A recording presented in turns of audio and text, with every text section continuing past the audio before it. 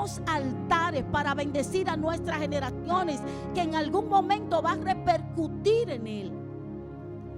Así como muchas veces nosotros arrastramos maldiciones de enfermedades, así como arrastramos maldiciones generacionales de diferente índole por algún altar que alguien levantó alguna vez, así mismo pasa cuando levantamos altares de bendición, cuando levantamos altares en nuestra familia, también repercute por todas las generaciones.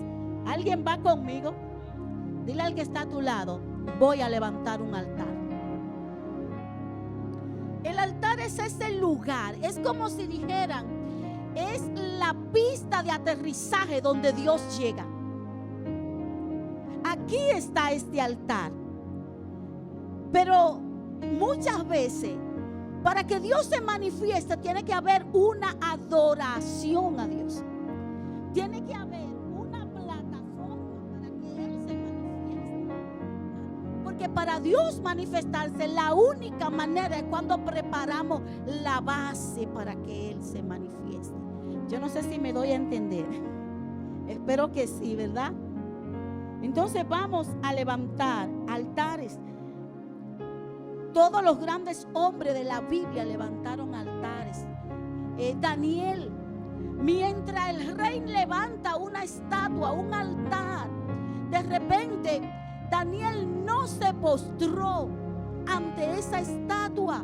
¿Por qué? Porque él tenía su propio altar. La Biblia dice que lo veían desde la ventana, Daniel en su altar, en su tiempo con Dios, levantando un altar a Dios. Y si podemos decir que Daniel fue librado del foso de los leones, es por el altar que tenía levantado. El pastor Osiris le va a hablar de todo eso ahorita, ¿verdad? Entonces, el altar es un lugar de sacrificio. De hecho, se llama lugar de matanza, porque en el altar dejamos nuestra humanidad. Cuando nos encontramos lo divino, nuestro Dios, el Espíritu Santo, con nuestra humanidad, en ese altar tienen que haber cambio, tiene que haber rompimiento. Por eso se llaman también lugares de matanza, donde morimos a nuestra humanidad y decidimos vivir para Cristo.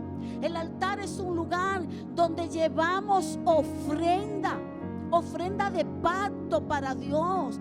¿Qué tipo de ofrenda? Puede ser una ofrenda de alabanza, puede ser una ofrenda, presentar tu cuerpo, como dice Pablo, en sacrificio vivo, santo, agradable a Dios. Y me llama la atención en el libro de Levítico, capítulo 6. Ahí hay unas reglas sobre cómo preparar el holocausto. Y una de las cosas es que dice que tenía que hacer el sacerdote es, para reconstruir el altar, es sacar de ese lugar la ceniza vieja. ¿Qué quiere decir esto? Que muchas veces nosotros levantamos un altar en un tiempo X de nuestras vidas, pero tal vez nos descuidamos. Y cuando no hay un altar, Dios no se puede manifestar donde no hay el ambiente necesario para que Dios se manifieste. Tal vez tú digas: ¿por qué tanto pleito en mi familia? ¿Por qué tantas situaciones? Porque Dios se manifiesta donde hay un altar para Él ser manifestado. Ahí se manifiesta.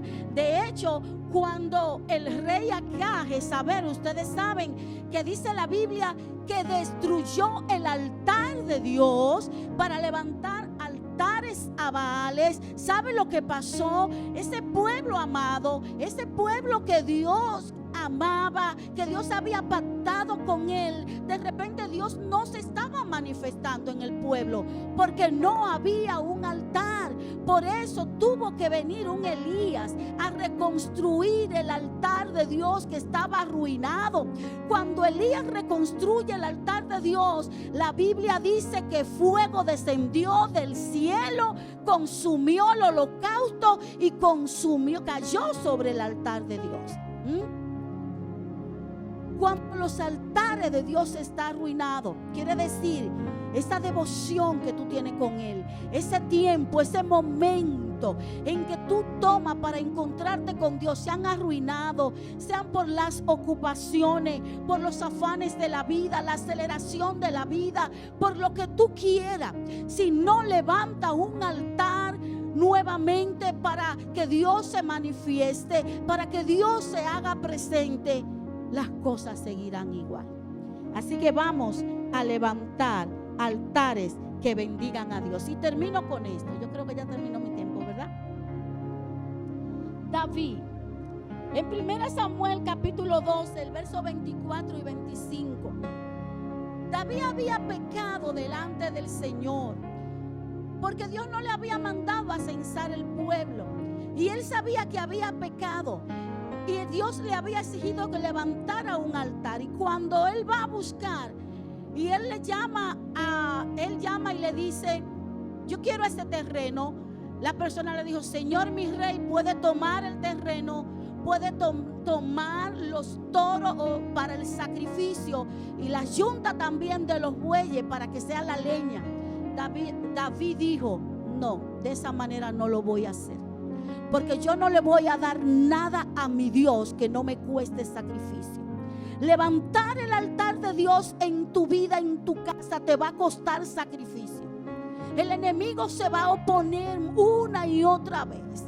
La pereza te va a vencer, el cansancio te va a agotar, el desánimo te va a agotar.